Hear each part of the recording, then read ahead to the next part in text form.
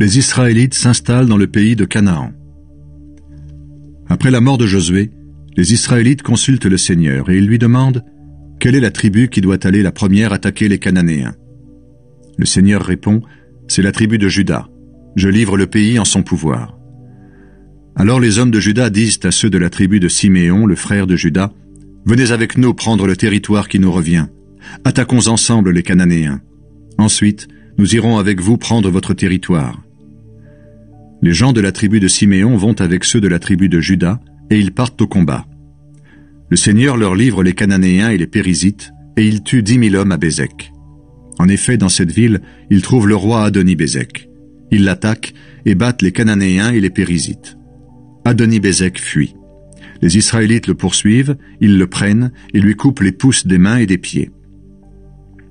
Alors le roi dit, « Il y avait 70 rois qui ramassaient les miettes sous ma table. On leur avait coupé les pouces des mains et des pieds. Dieu m'a rendu ce que j'ai fait. » Les Israélites emmènent Adoni-Bézek à Jérusalem et il meurt là. Les hommes de Juda attaquent la ville de Jérusalem et ils la prennent. Ils tuent ses habitants et mettent le feu à la ville. Après cela, ils vont combattre les Cananéens qui habitent la région montagneuse, la région du sud et le bas pays. Ils attaquent les habitants de la ville d'Hébron, qui s'appelait avant Kiryat Arba. Ils battent les clans de Sheshaï, d'Aïman et de Talmaï. De là, les hommes de Juda partent attaquer les habitants de la ville de Débir, qui s'appelait avant Kiryat Sefer. Caleb dit, « Je donnerai ma fille Yaksa pour femme à celui qui attaquera Kiryat Sefer et qui prendra cette ville. » Othniel, fils de Kenaz, le petit frère de Caleb, prend la ville, et Caleb lui donne sa fille en mariage. Quand Aksa arrive auprès d'Othniel, elle lui dit, « Demande donc un champ à mon père. » Ensuite elle descend de son âne. Caleb lui demande, « Qu'est-ce que tu veux ?» Elle répond, « Sois bon pour moi. Donne-moi des points d'eau. En effet, la région que tu m'as donnée au sud est très sèche. » Alors, Caleb lui donne les sources d'en haut et les sources d'en bas. Le beau-père de Moïse était Kénite. Ceux qui sont de sa famille partent de la ville des palmiers avec les hommes de Juda. Ils vont s'installer dans le désert de Juda, au sud d'Arad. Ils vont habiter parmi les Amalécites. Les hommes de Juda vont au combat avec ceux de la tribu de Siméon, le frère de Juda. Ils battent les Cananéens qui habitent Séphat. À cause du Seigneur, ils détruisent complètement cette ville. Maintenant, on appelle ce lieu Horma. Ensuite, les hommes de Juda prennent Gaza, Ascalon et Écron avec les territoires voisins. Le Seigneur lui-même est avec eux et ils prennent la région montagneuse. Pourtant, ils n'arrivent pas à chasser les habitants de la plaine parce que ceux-ci ont des chars de fer. La ville d'Hébron est donnée à Caleb comme Moïse l'a commandé. Caleb prend la ville aux 3 clans anakites qui l'habitent. Les gens de la tribu de Benjamin ne chassent pas les Jébusites qui habitent Jérusalem. Aujourd'hui encore, ceux-ci habitent dans cette ville avec les Benjaminites. Les gens de la famille de Joseph vont attaquer Béthel, et le Seigneur est avec eux. Ils envoient des hommes explorer la ville, qui s'appelait autrefois Luz. Les envoyés voient un homme sortir de la ville. Ils lui disent « Montre-nous comment nous pouvons entrer dans la ville, et nous serons bons pour toi. » L'homme leur montre comment entrer dans la ville. Alors les gens de Joseph font mourir tous les habitants. Mais ils laissent partir cet homme avec tout son clan. Il part au pays des Hittites. Là, il construit une ville qu'il appelle Luz. Elle a encore ce nom-là aujourd'hui. Les gens de Manassé, de la famille de Joseph, ne chassent pas les habitants de Beth-Shean, de Tahanak, de Dor, d'Ibléam et de Megiddo, ni ceux des lieux voisins. Les Cananéens continuent à vivre dans cette région. Même quand les Israélites deviennent puissants, ils ne les chassent pas, mais ils les obligent à faire un travail d'esclaves. Les gens d'Éphraïm, de la famille de Joseph, ne chassent pas les Cananéens qui habitent Gézer. Alors ceux-ci vivent avec les gens d'Éphraïm. Les gens de Zabulon ne chassent pas les Cananéens qui habitent Kitron et Nahalal. Alors ceux-ci vivent avec la tribu de Zabulon, qui les oblige à faire un travail d'esclaves. Les gens d'Asser ne chassent pas les habitants d'Akko et de Sidon, d'Alab, d'Akzib, de Elba, d'Afik et de Rehob. Alors ils vivent avec les Cananéens du pays, car ils ne les chassent pas. Les gens de Nephtali ne chassent pas les habitants de Beth-Shemesh et de Beth-Anath. Ils vivent avec eux, mais ils les obligent à faire un travail d'esclaves. Les Amorites repoussent les gens de la tribu de Dan dans la montagne. Ils ne les laissent pas descendre dans la plaine. Les Amorites continuent à habiter Ar-Héres, Ayalon et Shaalbim. Plus tard, les gens de la famille de Joseph les dominent et ils les obligent à faire un travail d'esclaves. La frontière des Amorites au sud part à l'est de la montée des Scorpions, puis elle suit le territoire des Édomites. Le Seigneur fait des reproches à son peuple. L'ange du Seigneur va du Gilgal à Bokim. Il dit aux Israélites de la part du Seigneur, « Je vous ai fait sortir d'Égypte. Je vous ai fait entrer dans le pays que j'avais promis par serment à vos ancêtres. J'avais dit, je ne briserai jamais mon alliance avec vous. Vous ne passerez pas d'accord avec les habitants de ce pays. Vous détruirez leurs autels. Mais vous ne m'avez pas obéi. Qu'est-ce que vous avez fait là? Alors j'ai dit, je ne chasserai pas devant vous les habitants du pays. Ils vous attireront dans un piège. Vous tomberez dedans en adorant leur Dieu. » Après que l'ange du Seigneur a dit ces paroles aux Israélites, ils se mettent tous à crier et à pleurer. Ils appellent ce lieu Bokim, et là, ils offrent des sacrifices au Seigneur. Après la mort de Josué. Après que Josué a renvoyé le peuple, chacun retourne sur la part de terre qui est à lui. Ils prennent ainsi possession du pays. Les Israélites ont servi le Seigneur pendant toute la vie de Josué. Ils continuent aussi, après sa mort, pendant toute la vie des anciens qui ont vu les grandes actions du Seigneur en faveur du peuple d'Israël. Josué, fils de Nun et serviteur du Seigneur, meurt. Il a 110 ans. On l'enterre dans la propriété qu'il a reçue à Timnath-Hérès, dans la région montagneuse d'Éphraïm, au nord du mont Gaash. Ensuite, les gens de sa génération vont rejoindre leurs ancêtres. La nouvelle génération qui vient après eux ne connaît pas le Seigneur, ni ses actions en faveur du peuple d'Israël. Le peuple abandonne le Seigneur. Les Israélites font ce qui est mal aux yeux du Seigneur. Ils adorent les Baals. Ils abandonnent le Seigneur, le Dieu de leurs ancêtres, qui les a fait sortir d'Égypte. Ils servent d'autres dieux, ceux des peuples qui les entourent. Ils se mettent à genoux devant eux et ainsi, ils provoquent la colère du Seigneur. Ils abandonnent le Seigneur et ils adorent les Baals et les Astartés. Alors le Seigneur se met en colère contre les Israélites. Il les laisse sans défense devant les bandits qui les volent. Il les livre aux ennemis qui les entourent et les Israélites ne sont plus capables de leur résister. Chaque fois qu'ils partent à la guerre, le Seigneur leur fait perdre le combat, comme il a juré de le faire. Ils sont donc désespérés. Alors le Seigneur envoie aux Israélites des juges pour les diriger, et les juges les délivrent des bandits. Pourtant les Israélites n'obéissent pas à leurs juges. Ils servent des dieux étrangers et ils se mettent à genoux devant eux. Ainsi, ils quittent très vite le chemin de leurs ancêtres. Leurs ancêtres ont obéi au commandement du Seigneur, mais ils n'agissent pas comme eux. Chaque fois que le Seigneur leur envoie un juge, le Seigneur se tient lui-même auprès de celui-ci. Et pendant toute la vie de ce juge, il délivre les Israélites du pouvoir de leurs ennemis. En effet, ils crient sous les coups de ceux qui les maltraitent et les font souffrir. Et le Seigneur a pitié d'eux.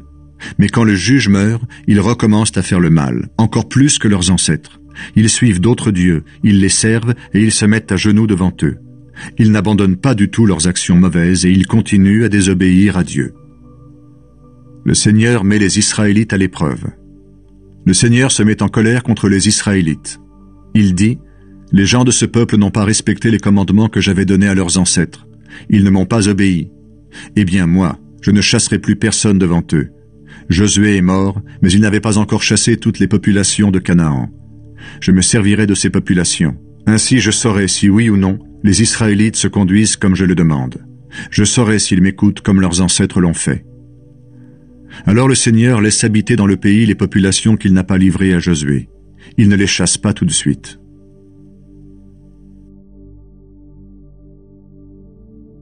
Le Seigneur les laisse habiter dans le pays.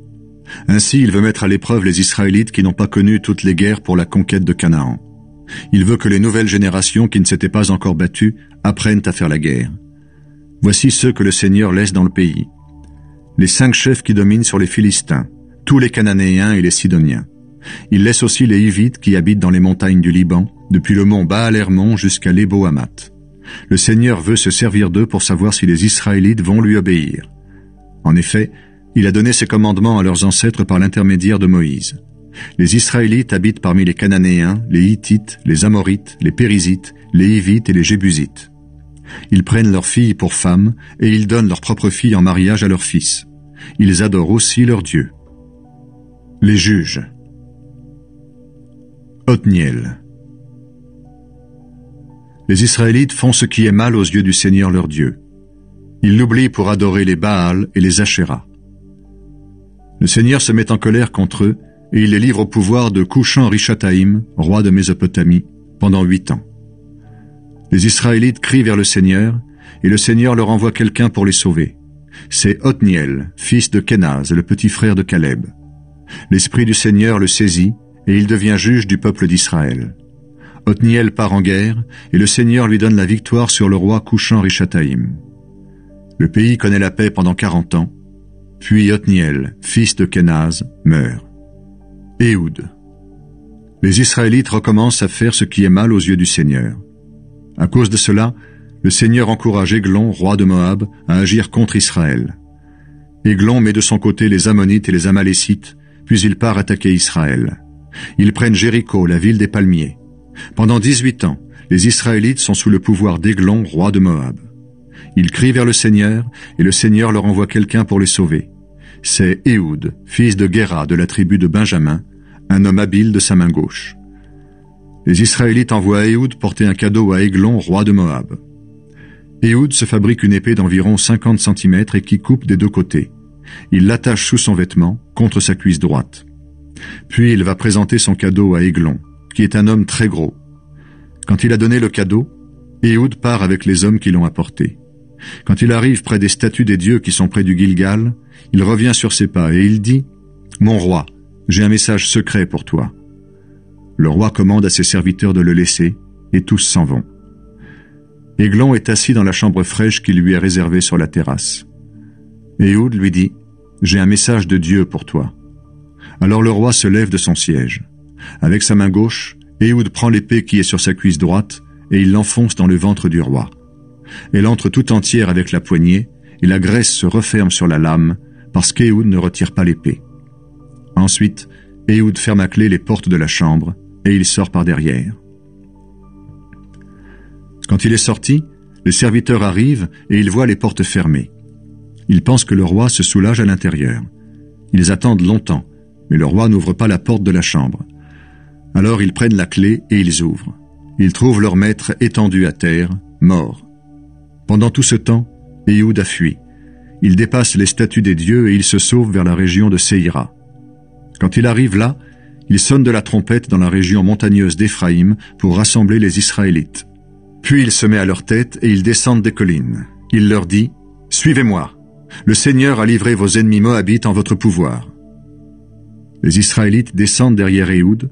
Ils prennent aux Moabites les passages du fleuve Jourdain et ils ne laissent personne le traverser. Ce jour-là, ils battent les Moabites, environ 10 000 hommes, des soldats forts et courageux. Personne ne reste en vie. À partir de ce moment, les Moabites sont sous le pouvoir des Israélites et le pays connaît la paix pendant 80 ans.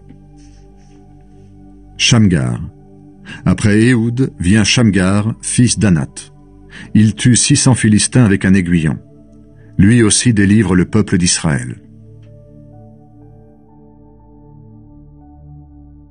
Déborah est juge.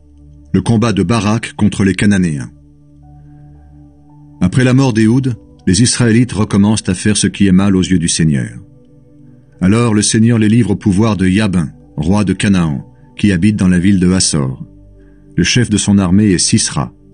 Il habite à Haroshet Goïm. Jabin possède 900 chars de fer et il maltraite les Israélites pendant 20 ans. Alors ceux-ci crient vers le Seigneur. À ce moment-là, c'est Déborah, une prophétesse, femme de Lapidote, qui dirige Israël. Elle se tient pour juger sous un palmier entre Rama et Béthel, dans la région montagneuse d'Éphraïm. Plus tard, on a appelé cet arbre palmier de Déborah. C'est là que les Israélites viennent la voir pour régler leurs affaires. Un jour, Déborah fait appeler Barak, fils d'Abinoam, de Kédesh, dans le territoire de Nephtali. Elle lui dit de la part du Seigneur, Dieu d'Israël, « Va chercher 10 000 hommes dans les tribus de Nephtali et de Zabulon, et conduis-les sur le mont Tabor. J'attirerai vers toi au torrent de Kishon, Sisra, chef de l'armée de Jabin. Il viendra avec ses chars et ses troupes. Alors, je le livrerai en ton pouvoir. » Barak répond à Déborah, « Si tu viens avec moi, j'irai, mais si tu ne viens pas, je n'irai pas. » Elle lui dit, « J'irai donc avec toi, mais tu ne recevras aucun honneur dans cette bataille. En effet, c'est à une femme que le Seigneur livrera Sisra. » Déborah va à Kédesh avec Barak. Celui-ci réunit les tribus de Nephtali et de Zabulon. 10 000 hommes partent avec lui, et Déborah aussi. Héber, le Kénite, se trouve près de Kédesh. Il s'est séparé des autres Kénites de la famille de Hobab, le beau-frère de Moïse. Il a dressé sa tente à côté du grand arbre sacré de Saananim. Sisra apprend ceci. Barak, fils d'Abinoam, est monté sur le mont Tabor. Il rassemble ses 900 chars de fer et tous ses hommes à Haroshet Goïm. Puis ils partent au torrent du Kishon.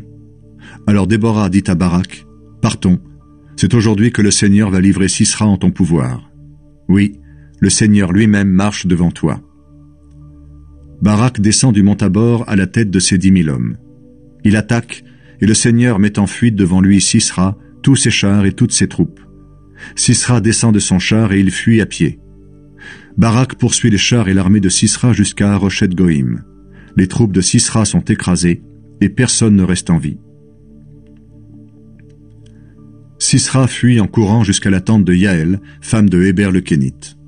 En effet, il y a la paix entre Jabin, roi de Hassor, et la famille de Héber. Yaël sort à la rencontre de Sisra.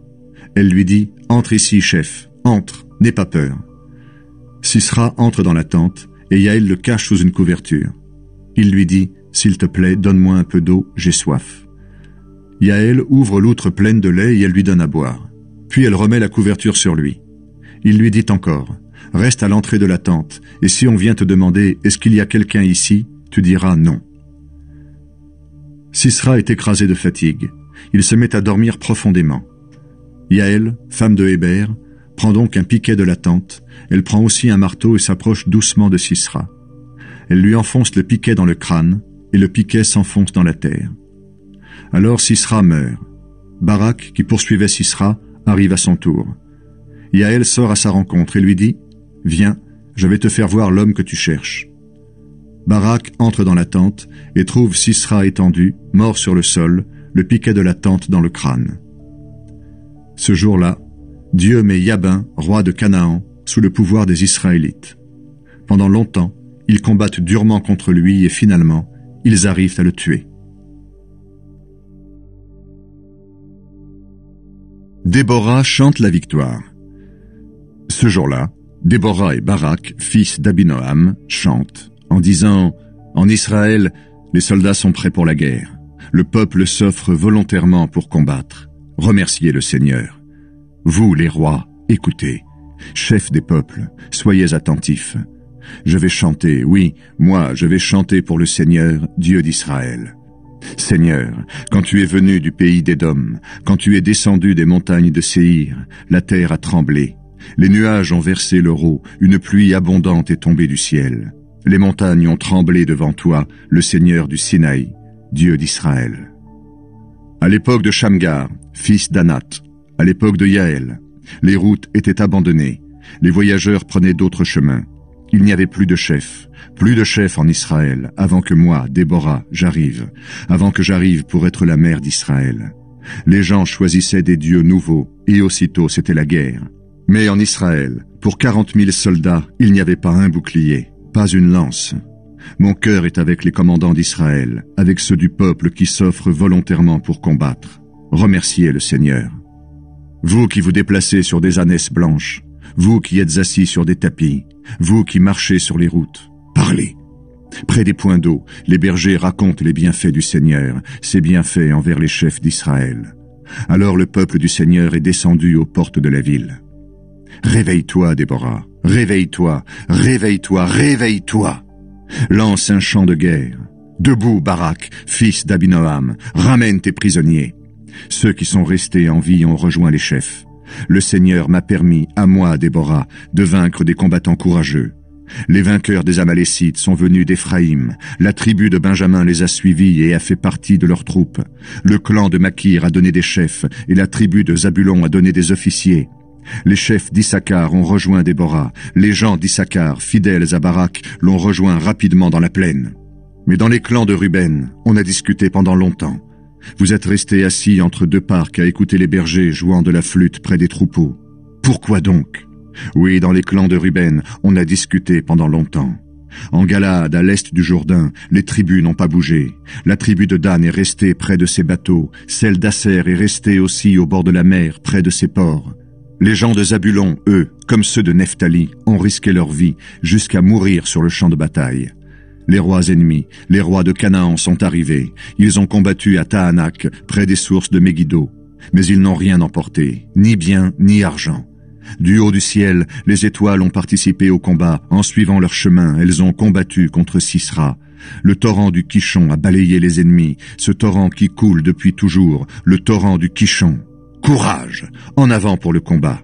Alors les sabots des chevaux ont frappé le sol. Ils galopent comme des chevaux de course. L'ange du Seigneur dit, « Maudissez la ville de Méroz, maudissez-la, maudissez ses habitants. » Ils ne sont pas venus aider le Seigneur, ils ne sont pas venus l'aider avec leurs combattants courageux. Que le Seigneur te bénisse plus que toutes les femmes, Yaël, femme de Héber le Kénite.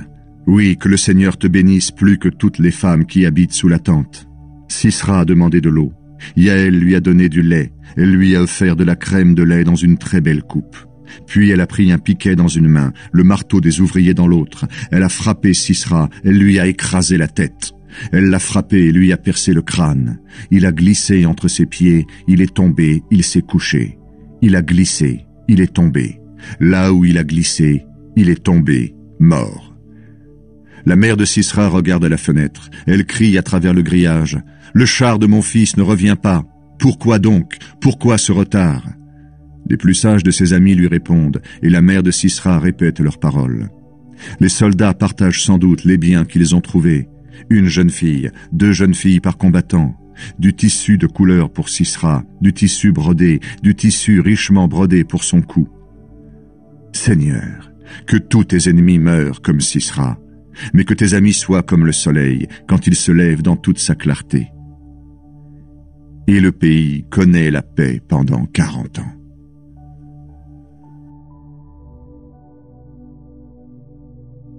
Les Madianites font peser leur pouvoir sur les Israélites.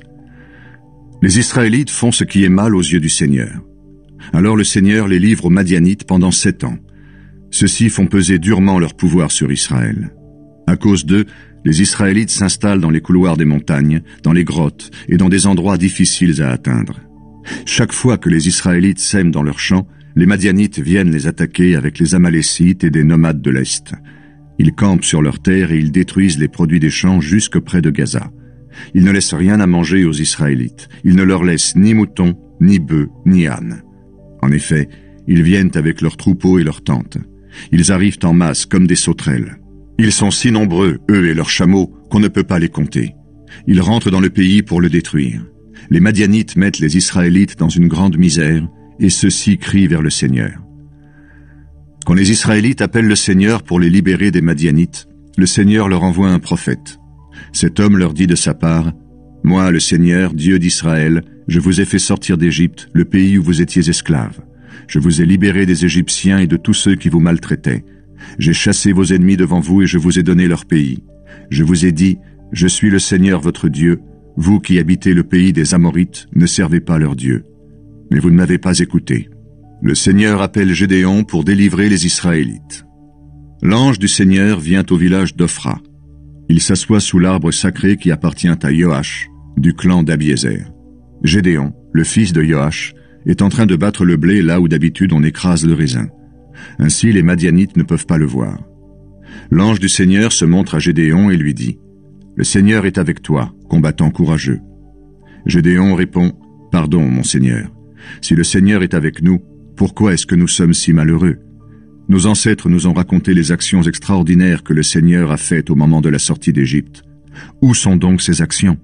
Maintenant le Seigneur nous a abandonnés, il nous a livrés aux Madianites. » Le Seigneur se tourne vers Gédéon et lui dit, « Avec la force que tu as, va délivrer Israël des Madianites. Oui, c'est moi qui t'envoie. » Gédéon répond, « Seigneur, pardon. Comment est-ce que je peux délivrer Israël? Mon clan est le plus faible de la tribu de Manassé. Et moi, je suis le plus jeune de ma famille. » Le Seigneur lui répond, « Je serai avec toi, et tu battras les Madianites comme un seul homme. » Gédéon dit au Seigneur, « Si tu es bon pour moi, donne-moi un signe que c'est bien toi qui me parles. Ne t'en va pas avant mon retour.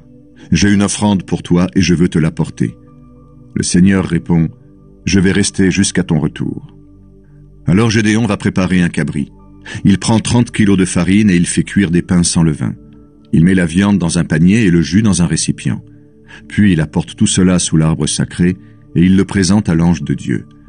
L'ange lui dit, « Prends la viande et les pains, mets-les sur ce rocher et verse le jus dessus. » Gédéon obéit. Alors l'ange du Seigneur touche la viande et les pains avec le bâton qu'il tient à la main. Un feu sort du rocher, il brûle la viande et les pains. Puis l'ange disparaît. Gédéon comprend que c'était l'ange du Seigneur. Il dit, « Malheur à moi, Seigneur Dieu, j'ai vraiment vu ton ange face à face. » Mais le Seigneur lui dit, « Que la paix soit avec toi. N'aie pas peur, tu ne mourras pas. » À cet endroit, Gédéon bâtit un autel pour le Seigneur. Il l'appelle « Le Seigneur donne la paix ». Cet autel se trouve encore aujourd'hui à Ophra, le village du clan d'Abiézer. Gédéon détruit l'autel du dieu Baal. Cette nuit-là, le Seigneur dit à Gédéon, « Prends le taureau de ton père, celui qui est né le 2e et qui a 7 ans. Après cela, tu détruiras l'autel où ton père adore le dieu Baal, et tu couperas le poteau sacré planté à côté.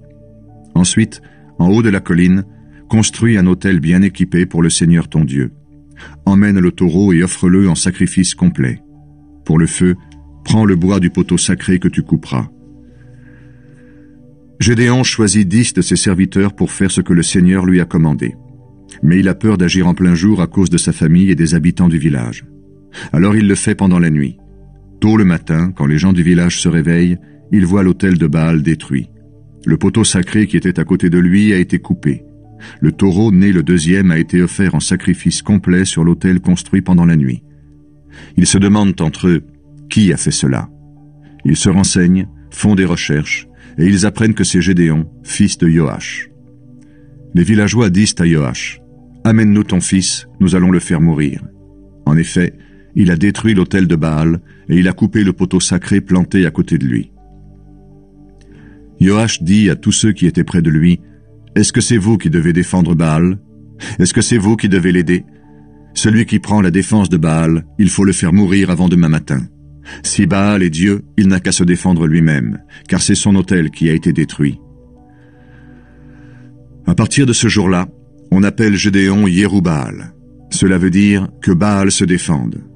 On l'appelle de ce nom parce que Joash a dit « Baal n'a qu'à se défendre lui-même. » En effet, c'est son autel que Gédéon a détruit. Gédéon demande un signe à Dieu. Les Madianites, les Amalécites et les nomades de l'Est se rassemblent. Ils traversent le fleuve Jourdain et ils campent dans la plaine d'Israël. L'Esprit du Seigneur saisit Gédéon qui sonne de la trompette. Alors les hommes du clan d'Abiézer se mettent à le suivre. Gédéon envoie des messagers dans tout le territoire de Manassé. Les gens de cette tribu le suivent aussi. Il envoie encore des messagers dans les tribus d'Asser, de Zabulon et de Nephtali, et leurs hommes viennent avec eux.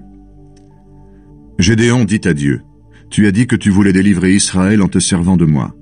Eh bien, je vais mettre une peau de mouton avec sa laine à l'endroit où on bat le blé. L'eau de la nuit va se déposer sur la laine. Mais si le sol tout autour reste sec, ce sera un signe que tu veux délivrer Israël en te servant de moi, comme tu l'as dit. » Ce que Gédéon a demandé arrive. Le matin suivant, Gédéon tord la peau de mouton. Il fait sortir assez d'eau pour remplir un bol. Alors Gédéon dit à Dieu, « Ne te mets pas en colère contre moi. Je vais te demander encore une chose. Je voudrais un autre signe. Cette fois-ci, il faut que la peau de mouton seule reste sèche et que l'eau de la nuit couvre le sol tout autour. » Cette nuit-là, Dieu réalise la demande de Gédéon. Seule la peau de mouton reste sèche et l'eau de la nuit couvre le sol tout autour. Gédéon est vainqueur des Madianites. Gédéon, appelé aussi Yérub-Baal, se lève tôt le matin avec son armée. Ils vont installer leur camp près de la source de Harod. Le camp des Madianites se trouve plus au nord, dans la plaine, du côté de la colline de Morée. Le Seigneur dit à Gédéon, « Tes hommes sont trop nombreux. Je ne veux pas leur livrer les Madianites. Sinon les Israélites se vanteront en disant, « C'est notre propre force qui nous a sauvés. » Tu vas donc annoncer ceci à tes hommes. Tous ceux qui tremblent de peur n'ont qu'à rentrer chez eux en passant par la montagne de Galaad. Parmi les combattants, il y a 22 000 hommes qui s'en vont. Il en reste 10 000. Le Seigneur dit à Gédéon, « Tes hommes sont encore trop nombreux. Fais-les descendre au bord de l'eau, et là, je vais choisir pour toi ceux qui iront avec toi. Quand je te dirai, cet homme ira avec toi, il ira. Quand je te dirai, cet homme n'ira pas avec toi, il n'ira pas. » Alors Gédéon fait descendre ses combattants au bord de l'eau. Le Seigneur dit à Gédéon, « Ceux qui boiront l'eau avec la langue comme les chiens, tu les mettras d'un côté.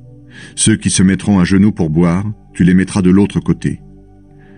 Il y a 300 hommes qui prennent de l'eau dans leurs mains, pour la boire avec la langue comme les chiens. Tous les autres se mettent à genoux pour boire. Le Seigneur dit à Gédéon, « Avec les 300 hommes qui ont bu l'eau comme les chiens, je vous sauverai en vous livrant des Madianites. » Que les autres retournent chez eux. Gédéon prend avec lui les 300 hommes, et il renvoie les autres Israélites chez eux. Mais on garde les provisions et les trompettes de ceux qui s'en vont. Le camp des Madianites se trouve plus bas dans la plaine. Gédéon apprend qu'il aura la victoire.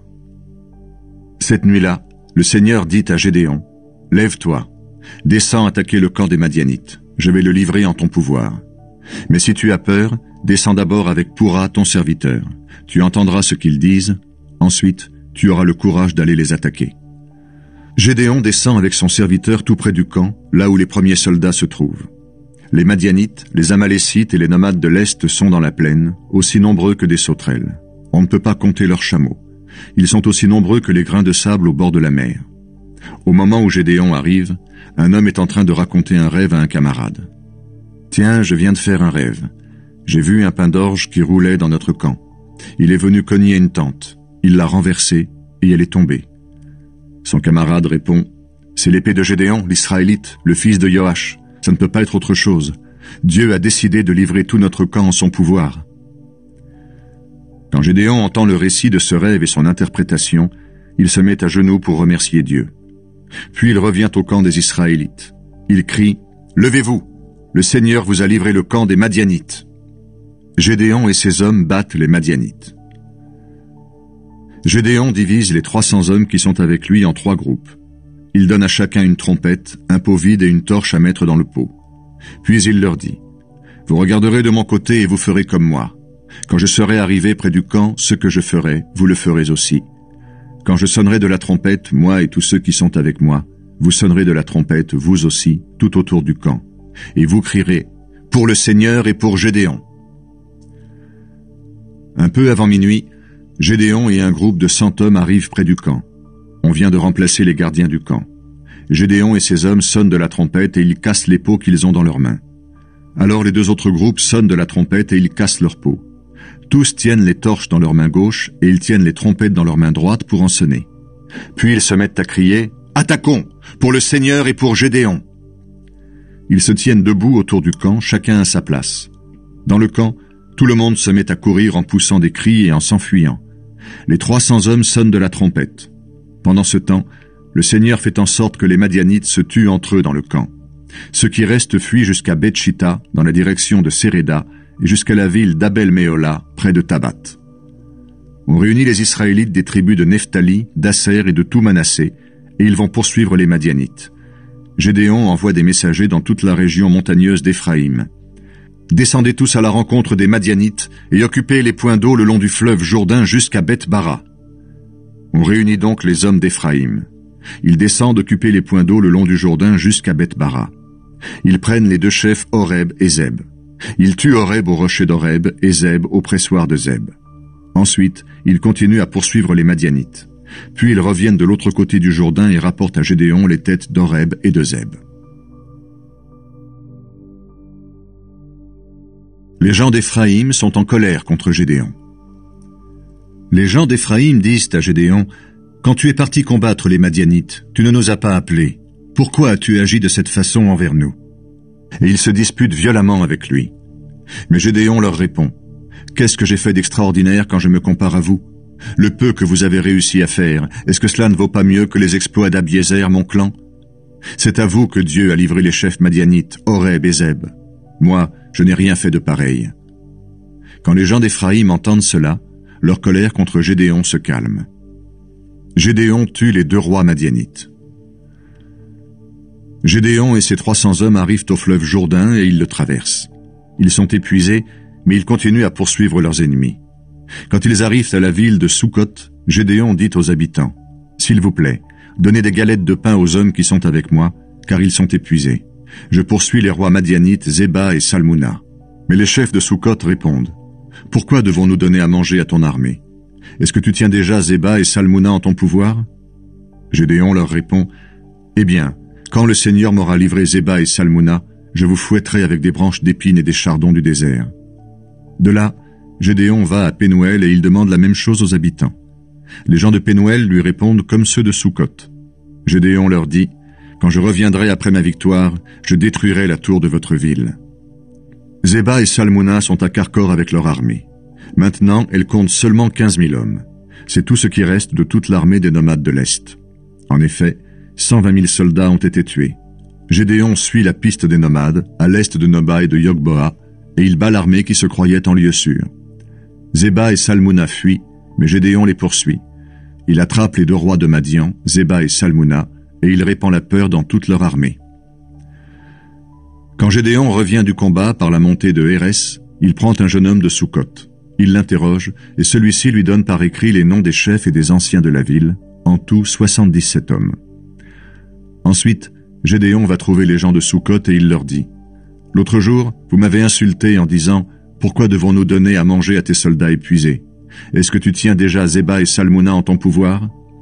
Eh bien, voici Zéba et Salmouna. » Gédéon prend des branches d'épines et des chardons du désert, et il frappe les habitants de Sukkot. Il détruit aussi la tour de Pénuel, et il tue les habitants de la ville. Puis Gédéon demande à Zéba et Salmouna, « Comment étaient les hommes que vous avez tués au mont Tabor ?» Ils répondent, « Ils étaient comme toi, chacun avait l'air d'un fils de roi. » Gédéon leur dit, « C'étaient mes frères, les fils de ma mère. Par le Seigneur vivant, si vous les aviez laissés en vie, je ne vous tuerais pas. » Ensuite, il dit à Yéter, son fils aîné, « Vas-y, tue-les. » Mais le garçon ne tire pas son épée. Il est encore jeune et il a peur. Zéba et Salmouna disent à Gédéon, « Vas-y, frappe-nous toi-même. C'est à un homme de le faire. » Alors Gédéon tue les deux rois et il prend les ornements qui pendaient au cou de leurs chameaux. La fin de la vie de Gédéon. Après cela, les Israélites disent à Gédéon, « Sois notre chef, toi, puis ton fils et le fils de ton fils, parce que tu nous as délivrés du pouvoir des Madianites. » Gédéon leur dit, « Ce n'est pas moi qui serai votre chef, ni mon fils.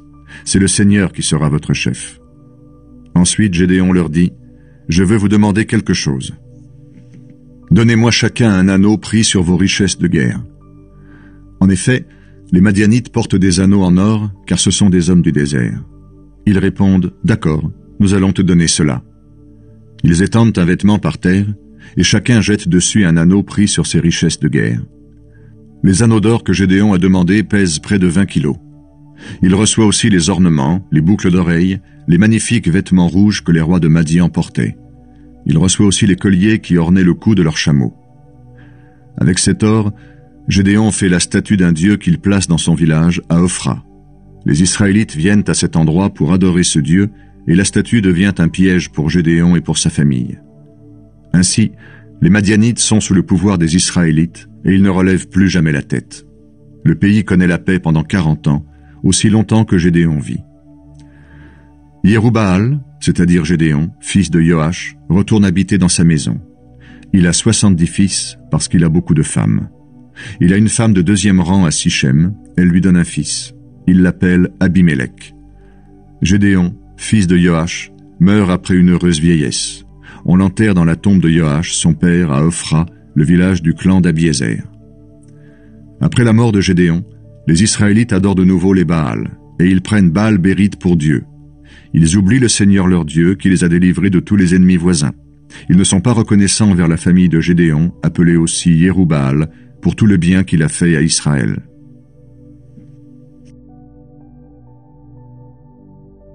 Abimélec devient roi à Sichem.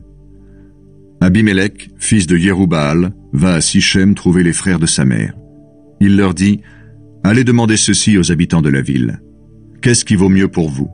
Avoir pour chef les 70 fils de Yéroubaal ou avoir un seul chef? Souvenez-vous que je suis de votre famille. » Les oncles d'Abimélec vont répéter toutes ces paroles aux habitants de Sichem. Ils décident de choisir Abimélec.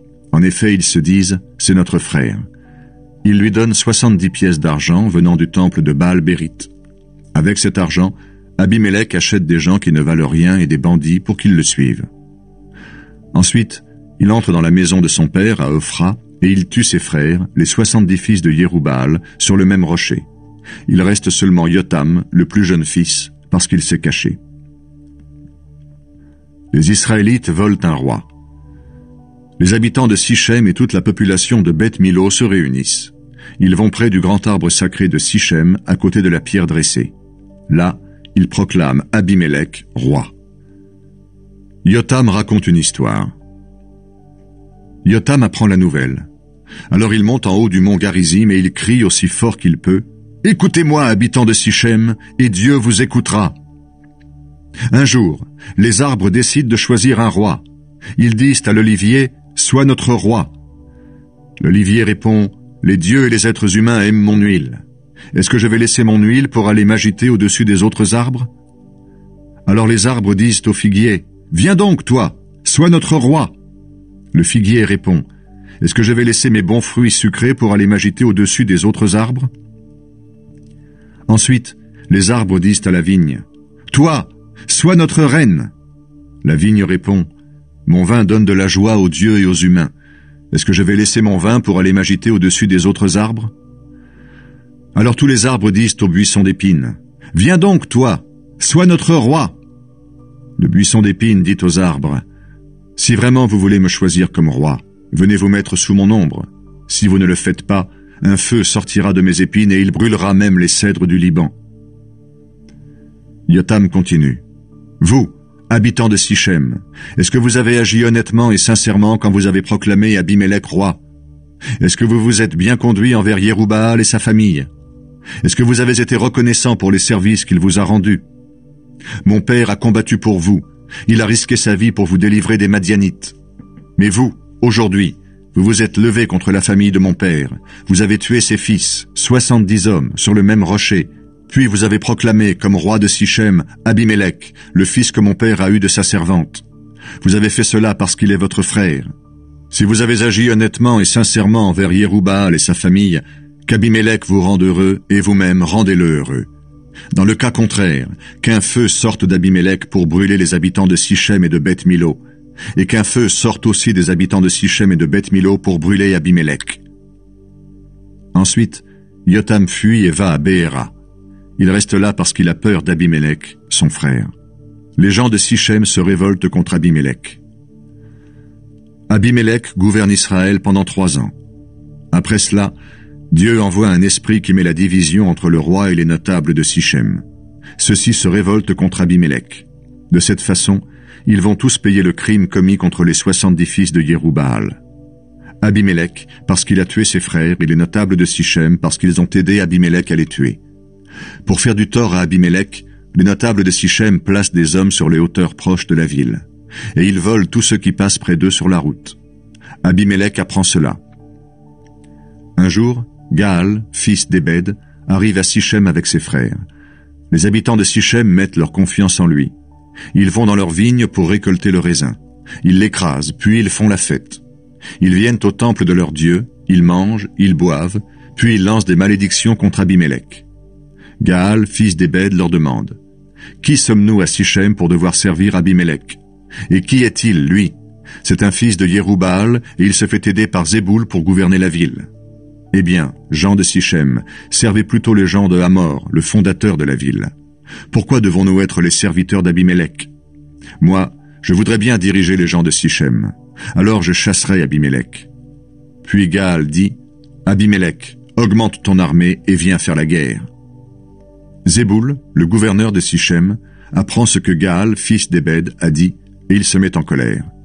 Il envoie en secret des messagers à Abimélec pour lui dire Gaal, fils d'Ébed, et ses frères viennent d'arriver à Sichem, et ils sont en train de soulever la ville contre toi.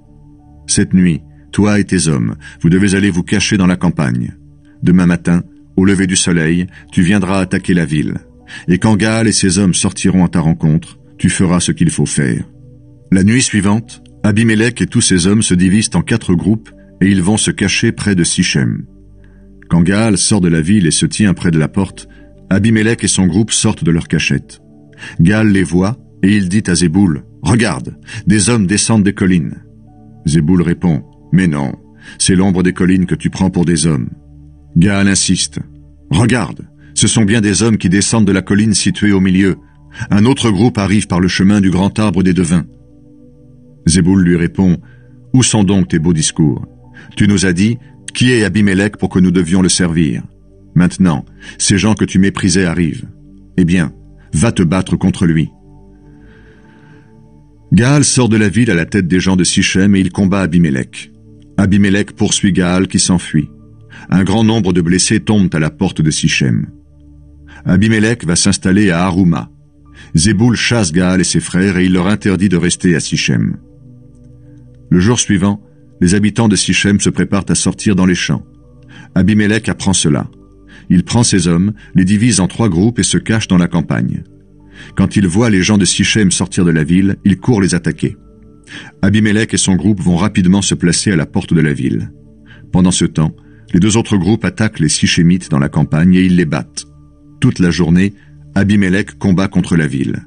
Il la prend et il tue ses habitants. Il détruit complètement Sichem et répand du sel partout.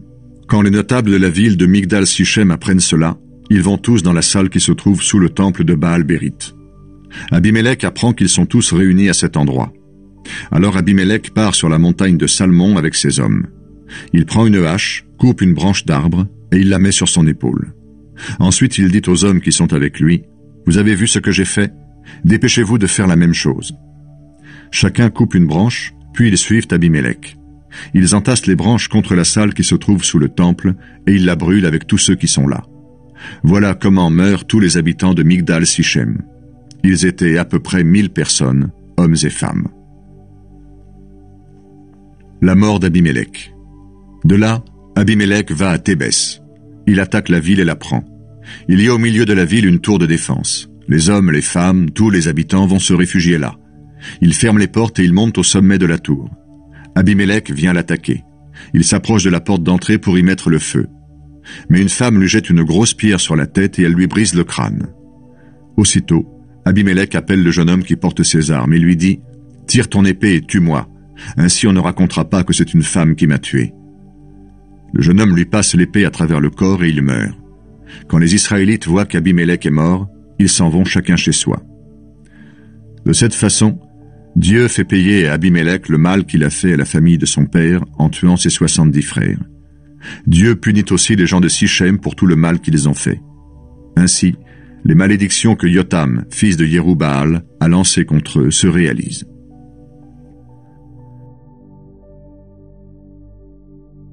Autres juges, Tola et Yaïr.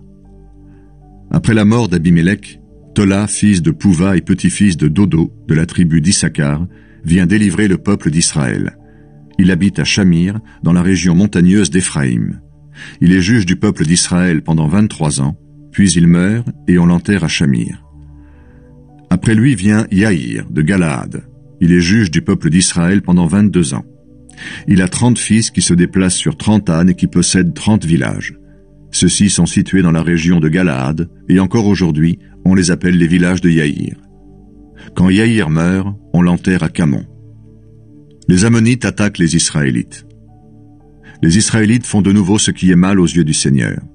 Ils adorent les dieux Baal et les déesses Astarté. Ils adorent aussi les dieux des Syriens, des Sidoniens, des Moabites, des Ammonites et des Philistins. Ils abandonnent le Seigneur et ne le servent plus. Alors le Seigneur se met en colère contre les Israélites et il les livre aux Philistins et aux Ammonites. À partir de ce moment-là et pendant 18 ans, ils maltraitent et écrasent sous leur pouvoir tous les Israélites qui vivent en Galaad, la région amorite située à l'est du fleuve Jourdain. Les Ammonites traversent même le Jourdain pour combattre les tribus de Juda, de Benjamin et d'Éphraïm. Les Israélites sont donc désespérés. Alors ils appellent le Seigneur au secours et lui disent « Nous avons péché contre toi. Oui, nous t'avons abandonné, toi, notre Dieu, pour adorer les Baals. » Le Seigneur leur répond « Quand les Égyptiens, les Amorites, les Ammonites, les Philistins, les Sidoniens, les Amalécites et les Maonites vous ont écrasés, vous m'avez appelé au secours. Est-ce que je ne vous ai pas délivré de leurs mains? Mais vous m'avez abandonné pour adorer d'autres dieux. C'est pourquoi je ne vous délivrerai plus. Appelez donc au secours les dieux que vous avez choisis. C'est à eux de vous sauver quand vous êtes dans le malheur. » Les Israélites disent au Seigneur, « Nous avons péché. fais-nous ce qui te semble bon, mais au moins, délivre-nous encore aujourd'hui. » Ensuite, ils se débarrassent des dieux étrangers et ils servent de nouveau le Seigneur. Et le Seigneur ne peut pas supporter plus longtemps la souffrance des Israélites. Les Ammonites se rassemblent et ils dressent leur tente dans la région de Galaad. Les Israélites se rassemblent et ils dressent leur tente à Mispa. Alors le peuple et les chefs des tribus de la région de Galaad se disent entre eux, « Quel est celui qui va attaquer les Ammonites le premier? Celui-là sera à la tête de tous les habitants de Galaad. » Jephthé devient juge. Jephthé de Galaad est un combattant courageux. C'est le fils d'une prostituée et d'un homme appelé Galaad. La femme de Galaad lui a aussi donné des fils. Quand ils deviennent grands, les fils de cette femme chassent Jephthé en lui disant « Tu es le fils d'une autre femme, donc tu n'auras aucune part de l'héritage qui vient de notre père. » Alors Jephthé fuit loin de ses frères et il s'installe dans la région de Tob. Des bandits se groupent autour de lui et partent attaquer des gens avec lui. Peu de temps après, les Ammonites font la guerre aux Israélites. Quand ils commencent à les attaquer, les anciens de Galaad vont chercher Jephthé dans la région de Tob. Ils lui disent « Viens, tu seras notre commandant et nous combattrons les Ammonites. » Mais Jephthé leur répond « Vous me détestez et vous m'avez chassé de la maison de mon père. Pourquoi venez-vous me chercher maintenant que vous êtes dans le malheur ?» Les anciens lui répondent « Eh bien, nous revenons vers toi maintenant pour que tu viennes combattre les Ammonites avec nous. Nous voulons que tu sois notre chef et celui de tous les gens de Galaad. » Jephthé leur répond « Si vous me ramenez avec vous pour combattre les Ammonites, et si le Seigneur me donne la victoire, je serai votre chef. » Les anciens de Galaad disent à Jephthé « Le Seigneur est notre témoin. Nous promettons de faire ce que tu dis. » Jephthé part donc avec les anciens de Galaad. Le peuple le prend pour chef et commandant. À Mispa, devant le Seigneur, Jephthé répète toutes les paroles de l'accord qu'il a passé avec les anciens. Jephthé discute avec les Ammonites. Jephthé envoie des messagers dire au roi des Ammonites « Pourquoi viens-tu attaquer mon pays? Qu'est-ce que tu nous veux ?» Le roi des Ammonites leur répond « Quand les Israélites sont sortis d'Égypte, ils ont pris mon pays depuis la vallée de l'Arnon jusqu'au torrent du Yabok et jusqu'au fleuve Jourdain. Rends-nous maintenant ces régions et faisons la paix. » Jephthé envoie encore une fois des messagers au roi des Ammonites pour lui dire de sa part « Non, les Israélites n'ont pas pris le pays des Moabites ni le pays des Ammonites.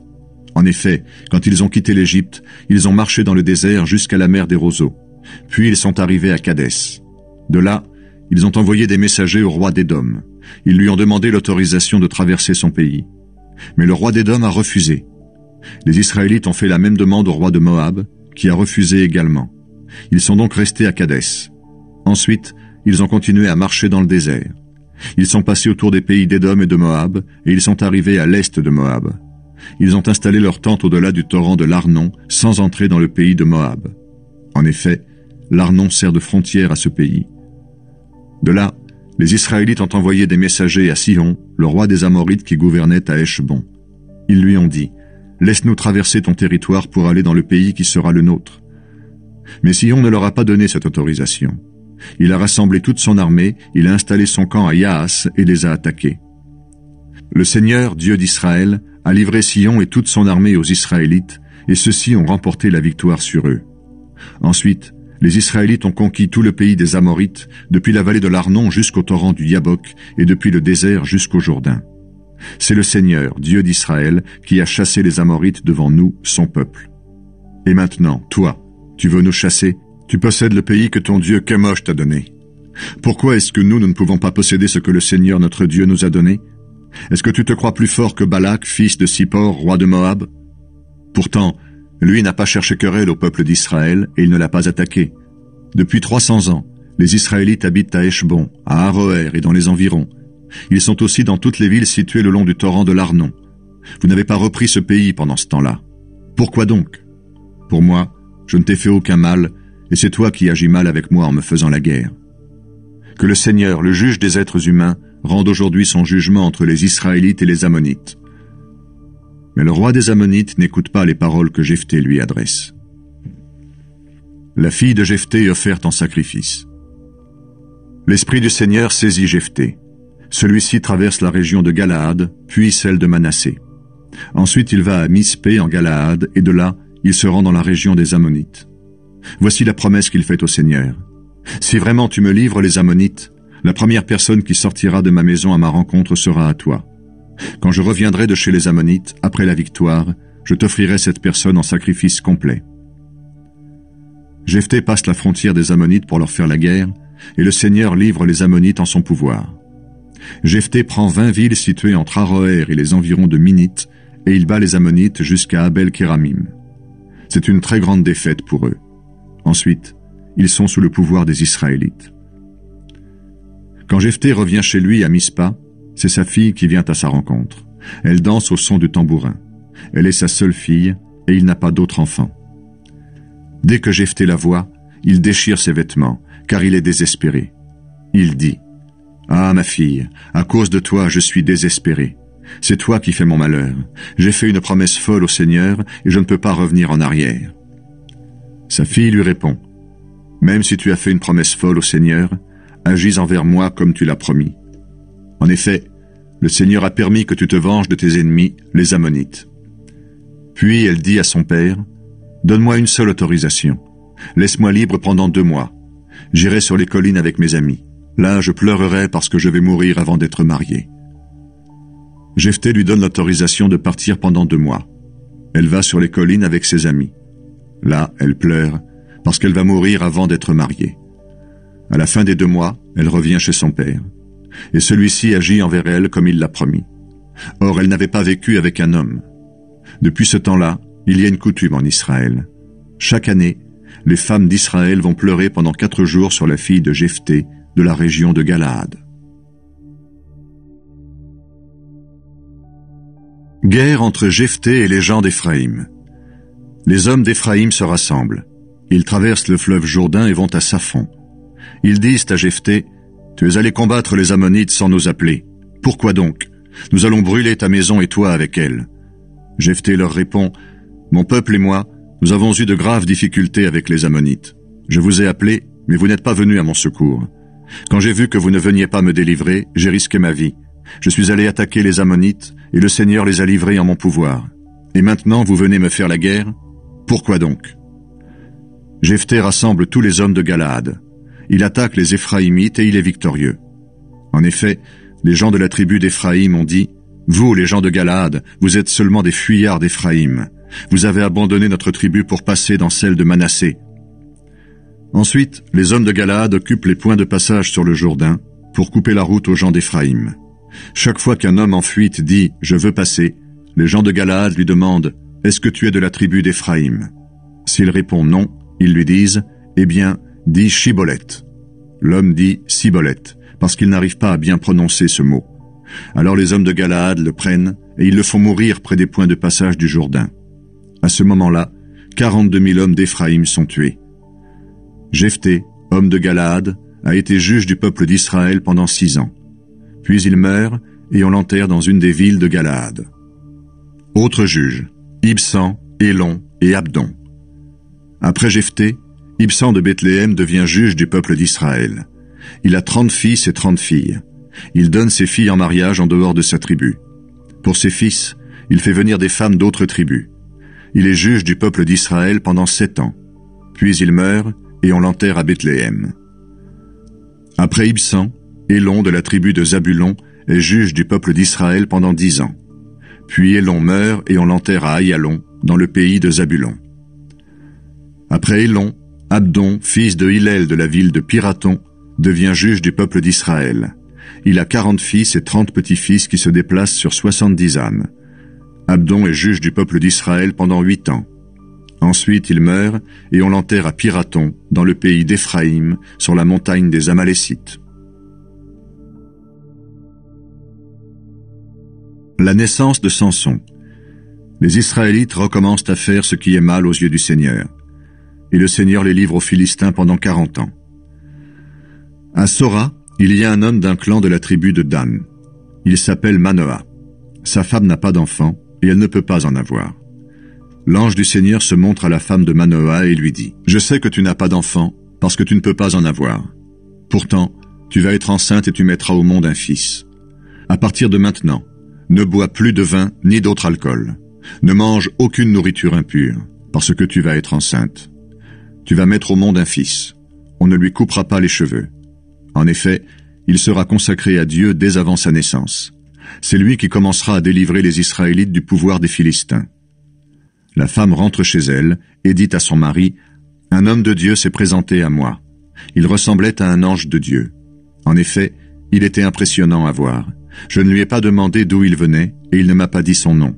Il m'a dit, « Tu vas être enceinte, tu mettras au monde un fils. À partir de maintenant, ne bois plus de vin ni d'autre alcool.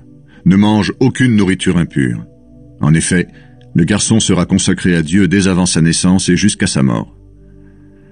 Manoah fait cette prière au Seigneur. « Je t'en prie, Seigneur, fais revenir l'homme de Dieu que tu nous as envoyé, qu'il nous apprenne ce que nous devons faire pour le garçon qui va naître. » Dieu entend la prière de Manoah.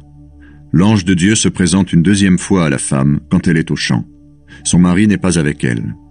Alors elle court vite l'annoncer à son mari.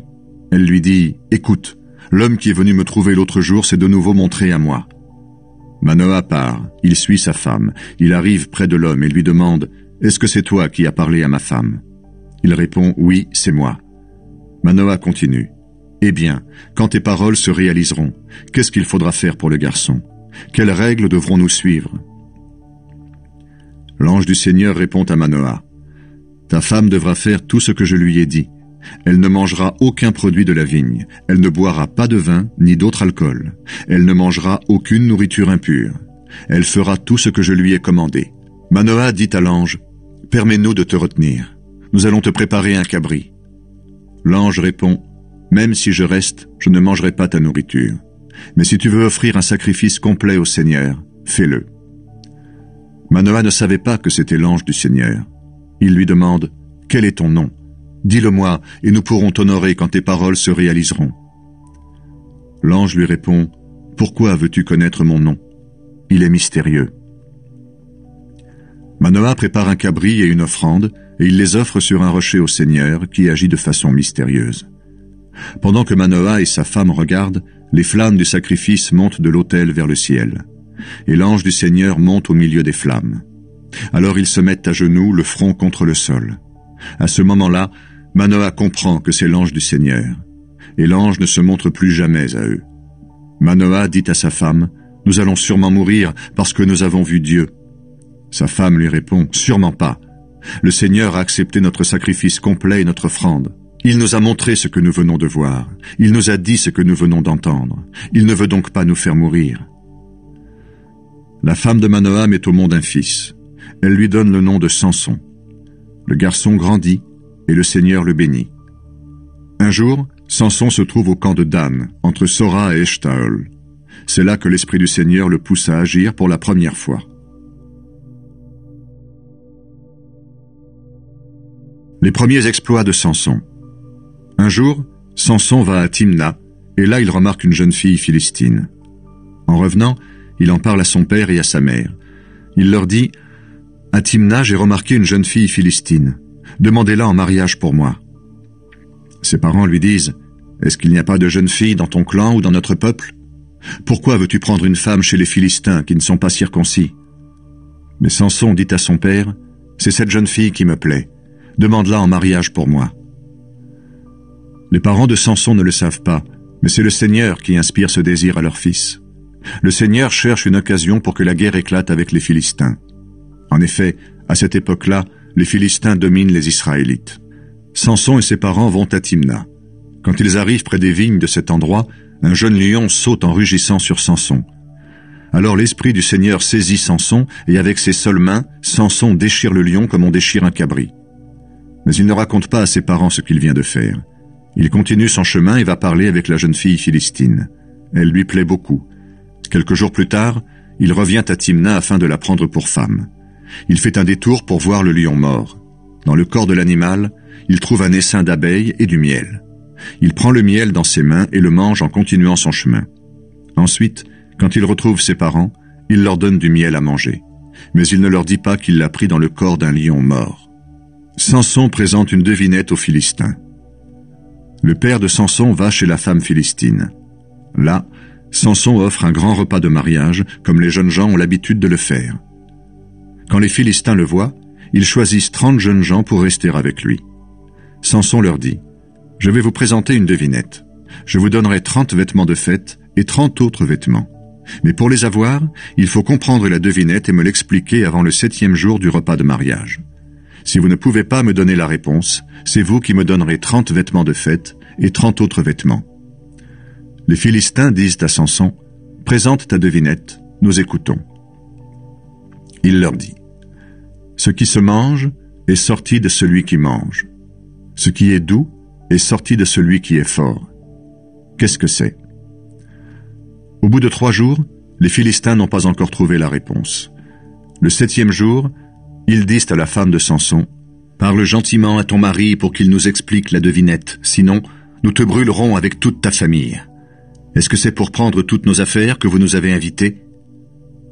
La femme de Samson se met à pleurer tout contre lui en disant, « Tu ne m'aimes pas, tu me détestes, tu présentes une devinette à mes frères et tu ne me l'as même pas expliquée. » Samson répond, « Je ne l'ai expliqué à personne, ni à mon père, ni à ma mère.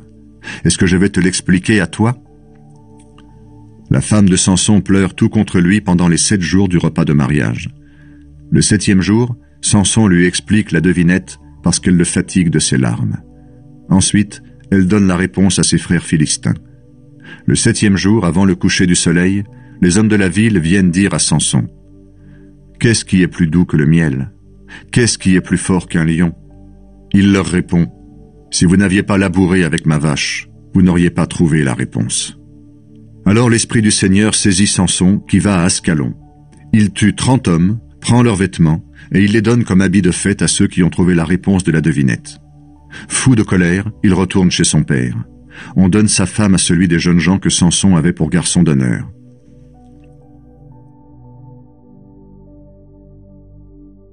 Samson se venge des Philistins.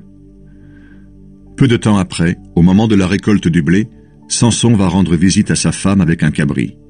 Il dit, « Je vais entrer dans la chambre de ma femme. » Mais son beau-père refuse et il dit, « Je croyais que tu ne l'aimais plus. Alors je l'ai donné à ton garçon d'honneur. Sa petite sœur est plus jolie qu'elle. Prends-la donc à sa place. » Samson répond, « Cette fois-ci, si je fais du mal aux Philistins, je ne serai pas coupable. » Puis il part. Il prend 300 renards. Il les attache 2 par 2 par leur queue et il place une torche entre 2 queues.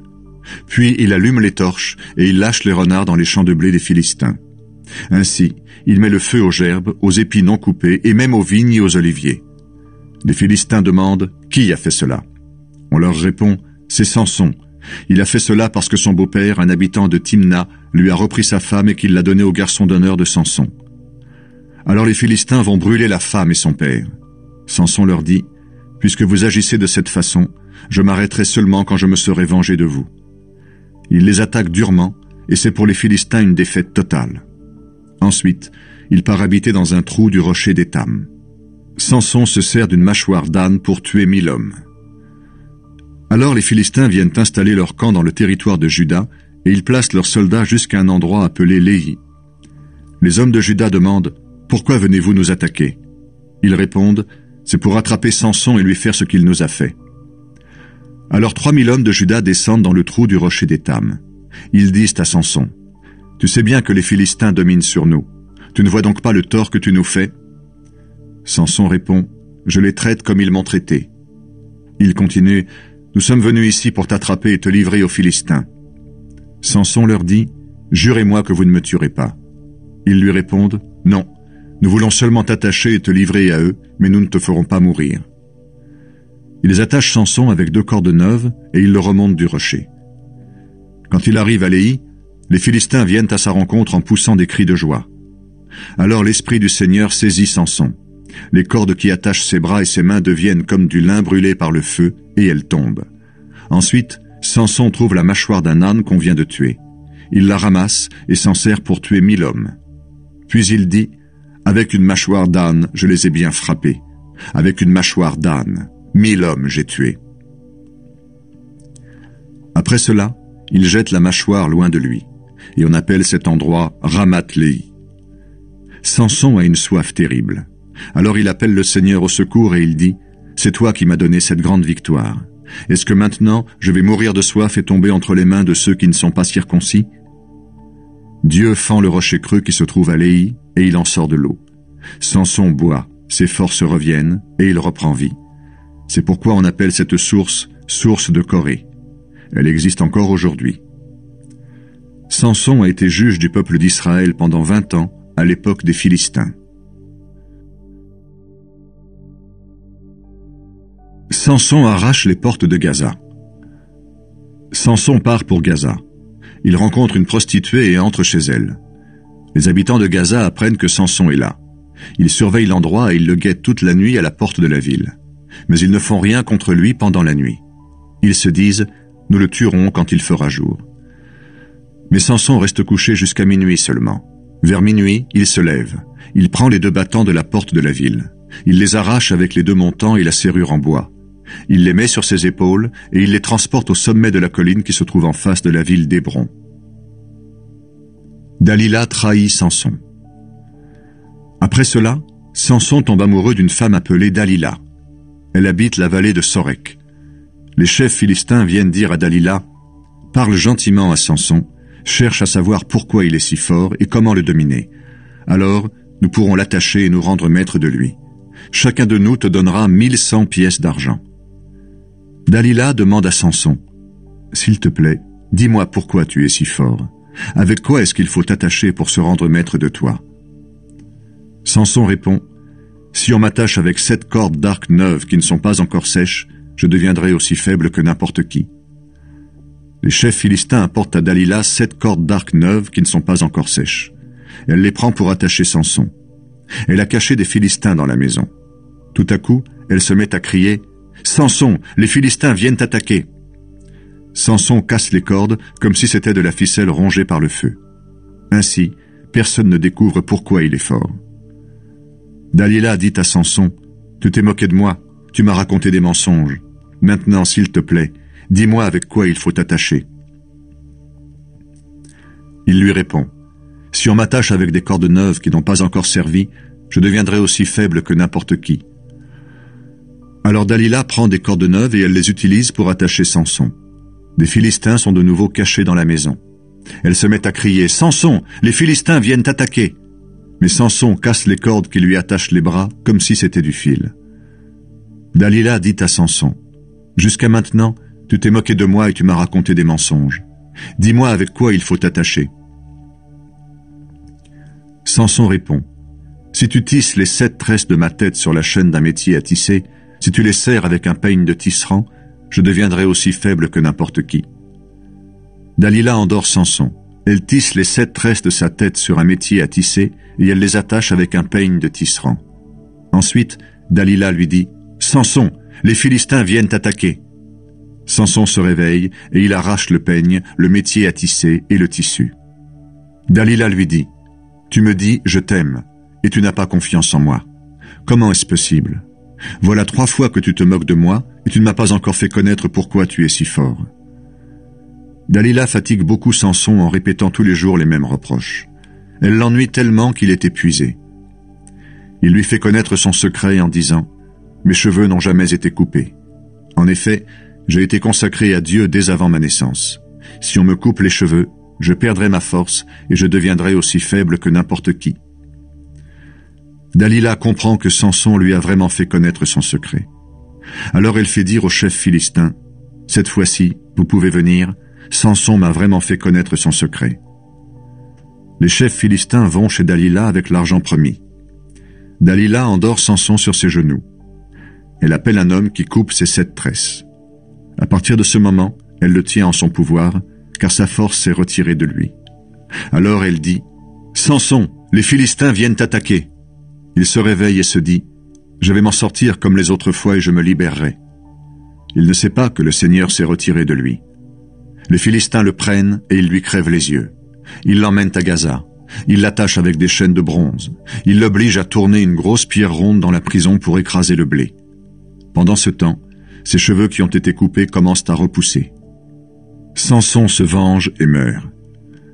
Un jour, les chefs philistins se réunissent pour offrir un grand sacrifice à leur dieu Dagon et pour fêter leur victoire.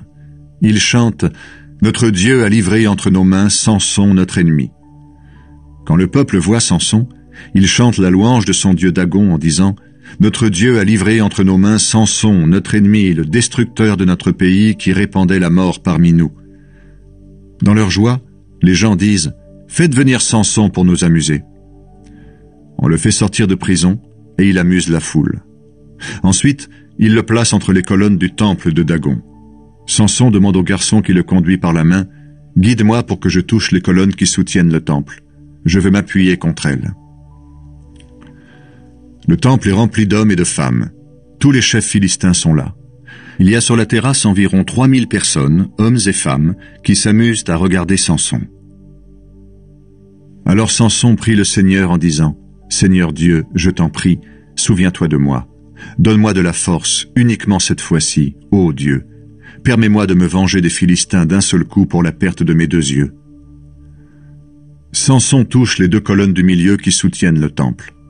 Il pousse celle de droite avec sa main droite et celle de gauche avec sa main gauche. Il dit « Je veux bien mourir, mais pas sans les Philistins. » Il pousse de toutes ses forces et le temple tombe sur les chefs et sur tous les gens qui sont là. Ceux qui l'entraînent dans la mort en mourant sont plus nombreux que ceux qu'il a fait mourir pendant sa vie. Ses frères et toute sa famille viennent chercher son corps. Ils l'emportent et le placent dans la tombe de son père Manoah, entre Sora et Échetaol. Samson a été juge du peuple d'Israël pendant 20 ans.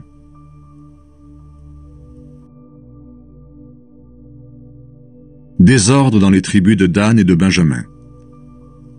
Mika prend un prêtre pour son lieu saint. Dans la région montagneuse d'Éphraïm, il y a un homme qui s'appelle Mika.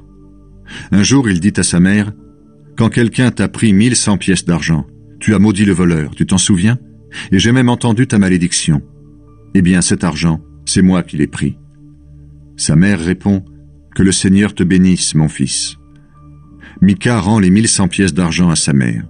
Celle-ci lui dit, « J'ai décidé d'offrir cet argent au Seigneur pour toi, mon fils. Il servira à faire la statue d'un dieu recouverte de métal fondu.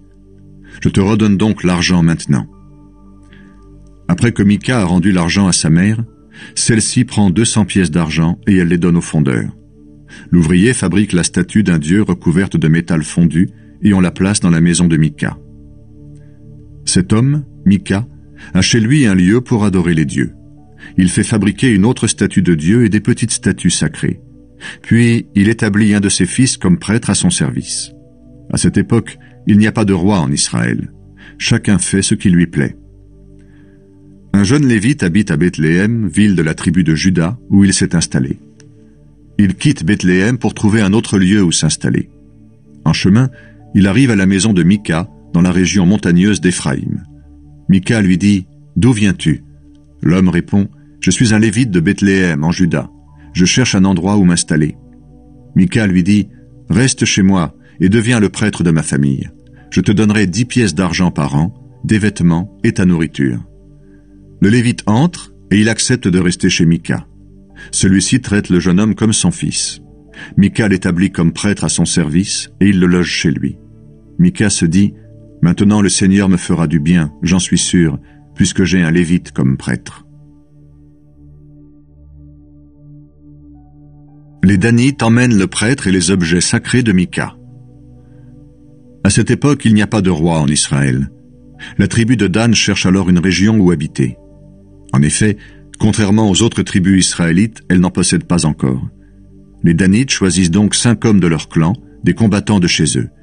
Ils les envoient depuis Sora à Échetaol pour qu'ils cherchent à connaître le pays, et ils leur donnent cet ordre, « Allez vous renseigner sur le pays. » Les 5 hommes arrivent près de la maison de Mika, dans la région montagneuse d'Éphraïm, et ils y passent la nuit. Pendant qu'ils sont là, ils entendent le jeune lévite parler, et ils reconnaissent son accent. Alors ils vont lui dire, « Qui t'a demandé de venir à cet endroit? Qu'est-ce que tu fais là? Qu'est-ce qui te retient ici ?» Il répond, « Mika m'a pris à son service, il me paie pour que je sois son prêtre. » Ils lui disent, « Eh bien, consulte Dieu. Nous voulons savoir ceci. Est-ce que le voyage que nous faisons va réussir ?» Le prêtre leur répond, « Soyez tranquilles, le voyage que vous faites est sous le regard du Seigneur. » Les 5 hommes s'en vont et ils arrivent à Laïch. Ils trouvent là des gens confiants qui vivent de la même façon que les gens de Sidon, dans la tranquillité et la sécurité. Personne n'a rien à reprocher à celui qui gouverne cette région. Les habitants de Laïch sont loin des Sidoniens et ils ne dépendent de personne. Les 5 hommes reviennent auprès des Danites, à Sora et Eshtaol.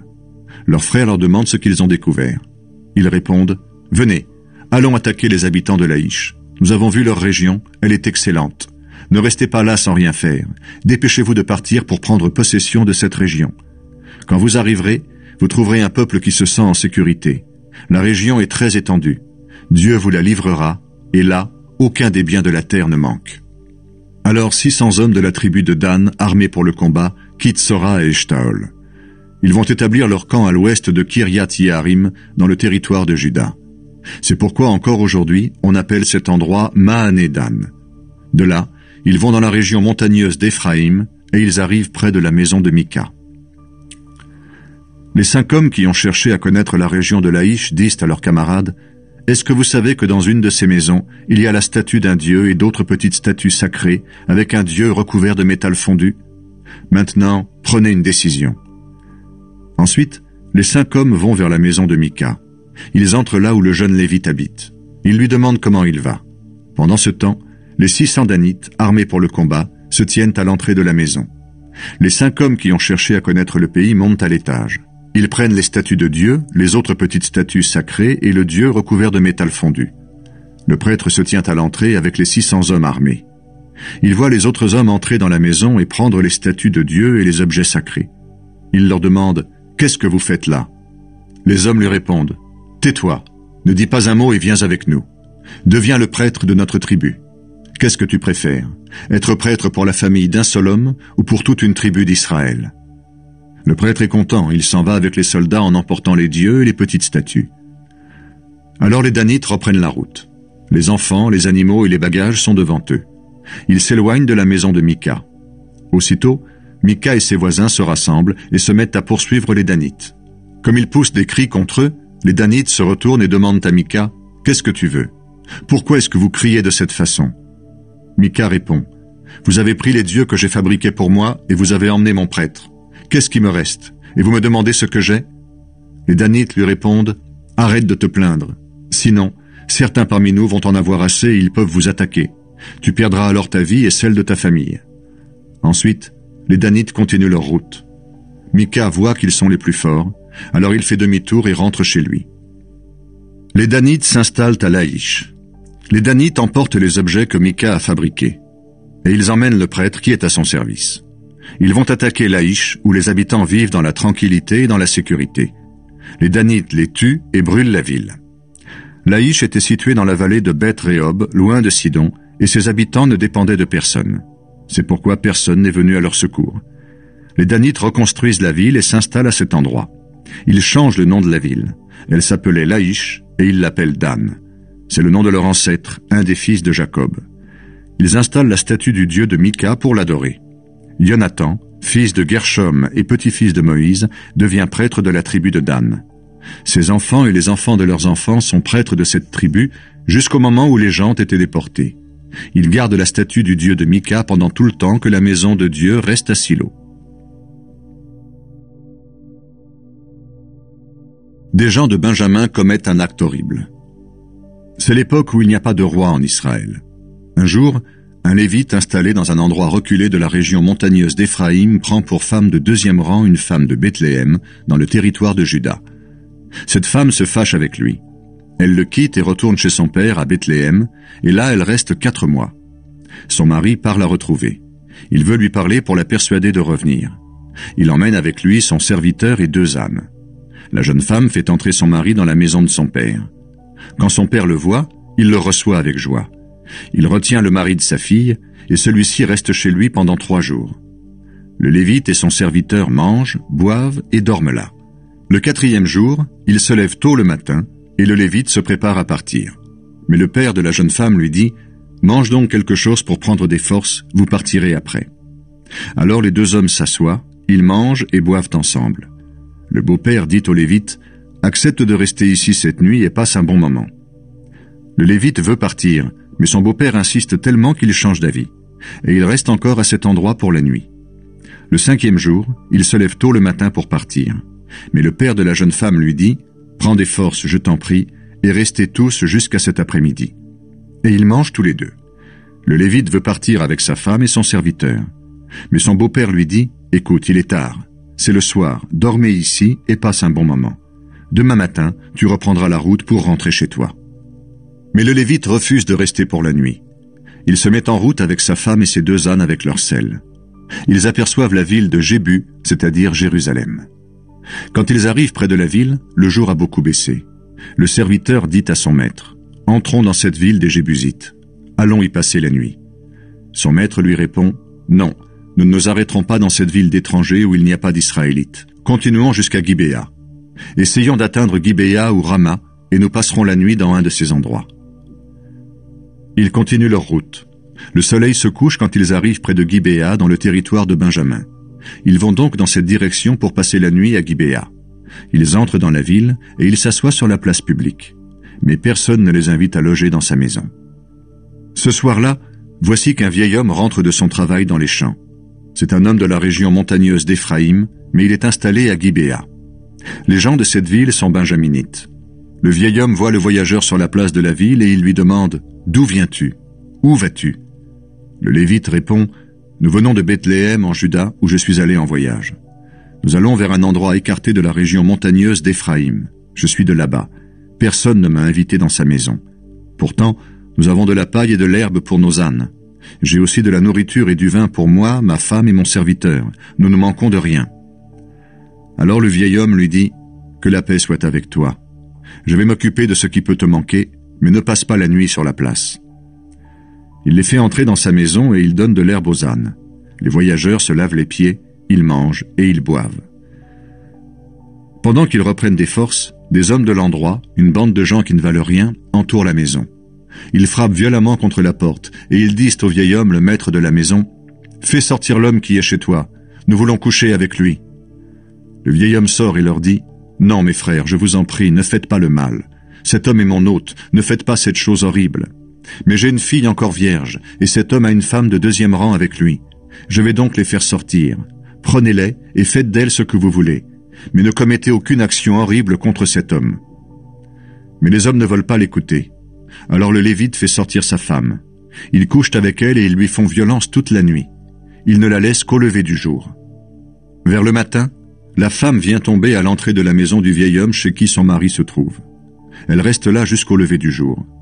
Son mari se lève tôt le matin, il ouvre la porte de la maison et il sort pour reprendre la route. Il trouve sa femme étendue à l'entrée de la maison, les mains sur le seuil. Il lui dit « Lève-toi, nous partons. » Mais il n'y a pas de réponse. Alors, le Lévite charge le corps de sa femme sur son âne et il retourne chez lui. Arrivé chez lui, il prend un couteau et découpe le corps de sa femme en 12 morceaux. Il envoie un morceau à chaque tribu d'Israël.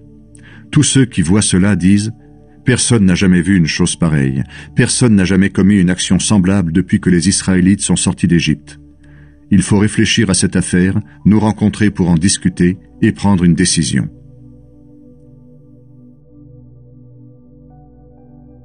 Les autres tribus font la guerre à la tribu de Benjamin. Alors tous les Israélites sont d'accord pour se rassembler à Mispa devant le Seigneur. Ils viennent de partout, depuis Dan au nord jusqu'à Beersheba au sud, et depuis le pays de Galaad à l'est. Les chefs de tout le peuple, les hommes de toutes les tribus d'Israël sont présents à ce rassemblement du peuple de Dieu. Il y a 400 000 soldats à pied qui savent se servir d'une épée. Les hommes de la tribu de Benjamin apprennent que les autres Israélites sont allés à Mispa. Les Israélites demandent « Racontez-nous comment ce crime a été commis. » Alors le Lévite, le mari de la femme qui a été tuée, répond « Je suis arrivé avec ma femme de 2e rang à Gibéa dans le pays de Benjamin pour y passer la nuit. Les habitants de Gibéa sont venus me faire du mal. Pendant la nuit, ils ont entouré la maison où j'étais. Ils voulaient me tuer, mais c'est à ma femme qu'ils ont fait violence et elle en est morte. Alors j'ai pris son corps, je l'ai découpé en morceaux et j'ai envoyé ces morceaux dans toutes les tribus d'Israël. En effet, les gens de Gibéa ont commis un acte honteux et horrible en Israël. Maintenant que vous êtes tous réunis, Israélites, consultez-vous et prenez une décision. » Tout le peuple est d'accord pour dire « Aucun de nous ne doit rentrer chez lui, personne ne doit retourner dans sa maison. Voici ce que nous allons faire contre Gibéa. Dans chaque tribu d'Israël, nous tirerons au sort et nous prendrons un homme sur 10. Ils iront chercher de la nourriture pour les soldats qui attaqueront Gibéa. Quand ils reviendront, Nous punirons cette ville pour l'acte horrible que ses habitants ont commis en Israël. » Les Israélites sont d'accord pour aller attaquer Gibéa tous ensemble. Les tribus d'Israël envoient des messagers dans tout le pays de Benjamin pour dire « Quel est ce crime qui a été commis parmi vous? Livrez-nous maintenant ces bandits de Gibéa. Nous les ferons mourir et de cette façon, nous arracherons le mal du peuple d'Israël. » Mais les Benjaminites ne veulent pas écouter leurs frères Israélites. Ils arrivent de plusieurs villes et se rassemblent à Gibéa pour combattre les autres Israélites. Ce jour-là, on compte 26 000 hommes venus de toutes les villes de Benjamin. Il y a en plus les habitants de Gibéa, où l'on compte 700 soldats excellents. Dans cette armée, il y a également 700 soldats excellents qui sont habiles de leur main gauche. Chacun est capable de lancer une pierre avec une fronde sur un cheveu sans le manquer. On compte aussi les Israélites qui ne sont pas de Benjamin. Ils sont 400 000 soldats entraînés à la guerre. Ceux-ci vont à Béthel et ils consultent Dieu en demandant « Quelle tribu va attaquer les Benjaminites en premier ?» Le Seigneur répond « C'est la tribu de Juda qui commencera. » Le matin suivant, les Israélites se mettent en route et vont installer leur camp près de Gibéa. Puis ils s'avancent pour combattre les Benjaminites et ils se rangent en position de combat en face de Gibéa. Les Benjaminites sortent de la ville et ce jour-là, ils tuent 22 000 Israélites. Les Israélites vont pleurer devant le Seigneur jusqu'au soir. Ils le consultent en demandant « Est-ce que nous devons continuer à combattre nos frères de la tribu de Benjamin ?» Le Seigneur leur répond « Combattez-les ». Alors les Israélites reprennent courage. Ils se rangent de nouveau en position de combat, au même endroit que le premier jour. Ils attaquent encore les Benjaminites. Ce deuxième jour, les Benjaminites sortent de Gibéa. Ils tuent 18 000 soldats israélites. Alors toute la population d'Israël va à Béthel. Les gens restent là devant le Seigneur. Ils pleurent et jeûnent jusqu'au soir. Ils offrent au Seigneur des sacrifices complets et des sacrifices de communion. À cette époque, le coffre de l'Alliance de Dieu était à Béthel. Pinas, fils d'Élazar et petit-fils d'Aaron, en était chargé. Les Israélites consultent donc le Seigneur en demandant « Est-ce que nous devons encore aller combattre nos frères de la tribu de Benjamin? Ou bien est-ce que nous devons abandonner le combat ?» Le Seigneur leur répond « Allez-y. Demain, je les livrerai en votre pouvoir. » Alors les Israélites cachent des soldats autour de Gibéa. Puis le troisième jour, ils se rangent en position de combat, comme les autres fois, et ils vont attaquer les Benjaminites. Les Benjaminites sortent pour les combattre, et ils se laissent entraîner loin de la ville. Ils se mettent à tuer des soldats israélites comme les autres fois. Ils tuent environ 30 hommes en pleine campagne, sur le chemin de Béthel et sur celui de Gibéa. Ils se disent « Nous les avons battus comme les autres fois. » Mais les Israélites, eux, ont décidé de fuir et d'attirer les Benjaminites loin de Gibéa, sur les chemins de campagne.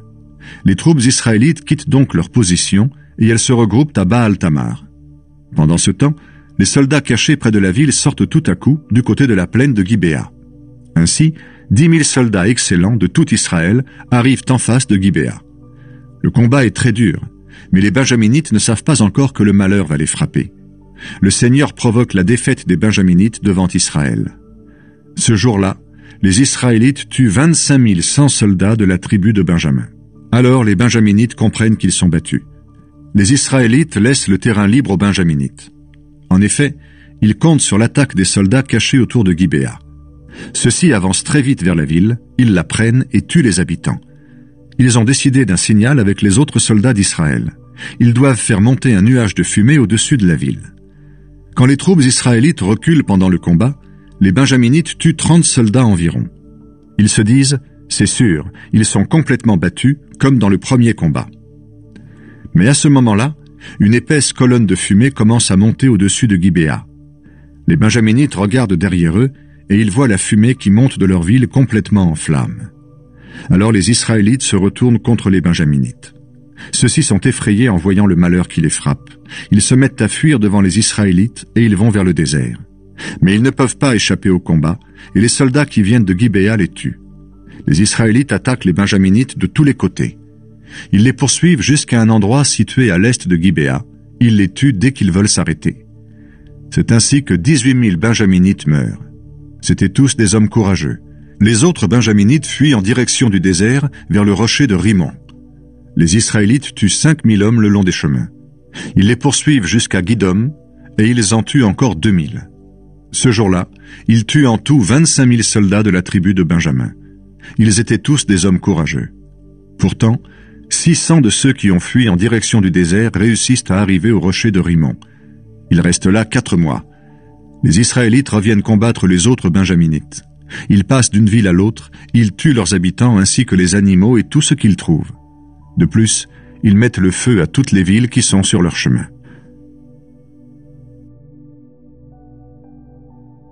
La tribu de Benjamin peut de nouveau exister. Les hommes d'Israël réunis à Mispa ont fait un serment en disant « Aucun de nous ne donnera sa fille en mariage à un homme de la tribu de Benjamin. » Cette fois-ci, le peuple va à Béthel et les gens restent devant Dieu jusqu'au soir. Ils crient et pleurent beaucoup. Ils disent « Seigneur, Dieu d'Israël, pourquoi ce malheur?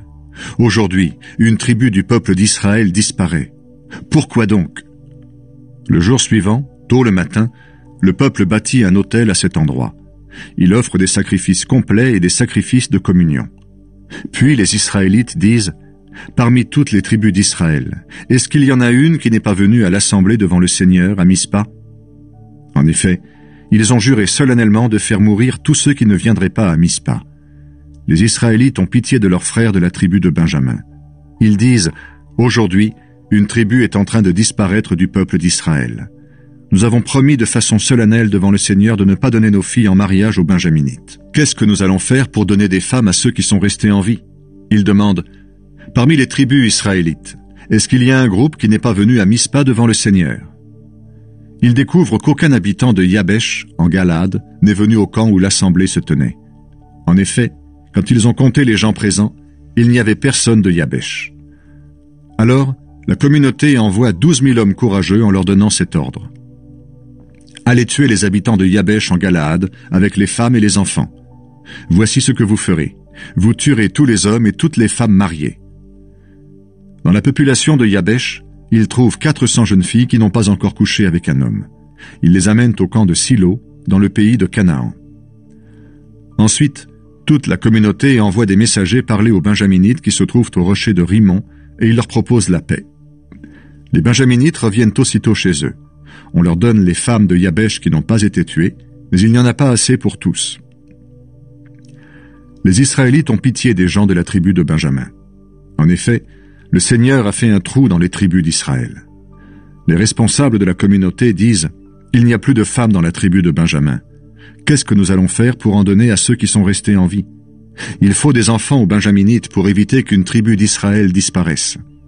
Mais nous avons fait un serment en disant « Celui qui donnera sa fille en mariage à un Benjaminite, qu'il soit maudit. Nous ne pouvons donc pas leur donner nos filles pour femmes. » Ils se rappellent alors ceci. Chaque année, il y a une fête du Seigneur à Silo. Cette ville est située au nord de Béthel, au sud de Lébona et à l'est de la route qui monte de Béthel à Sichem.